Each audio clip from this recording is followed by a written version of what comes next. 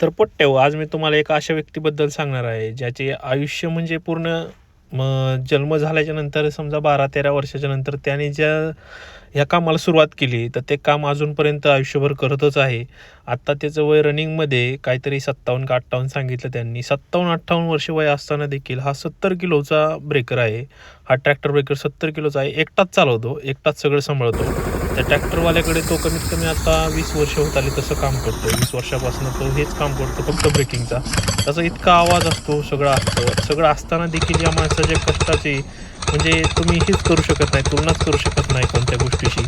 Continuously काम करणं, ते फटफट, फटफट आवाज, त्या गोष्टी सगळ्या आणि ते 70-75 किलोची गोष्ट सांभाळणं, ती उचलणं, ती ठेवणं, इतके कष्ट ना जीवनात लिमिट नाही.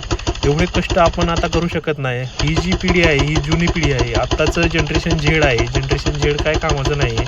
हे फक्त वडापाव, पिझ्झा आणि याच्यावरती जगणारी गोष्ट बस करणारी गोष्ट आहेत यांच्या बाकी काही नाही. हे जिमला जाऊन काय नाही करत. ह्या माणसाचे कष्ट बघा तुम्ही. आता बघा हे ब्रेकर आडवं पकडले त्याने, एकट्याने पकडलंय. एकटा सगळे कष्ट घेतोय. एवढी ताकद लावून ते ब्रेकिंग करतोय. का मला बघून असं वाटलं की या माणसावरती व्हिडिओ बनावा. या माणसाचं करिअर पूर्ण यात गोष्टीत गेलंय.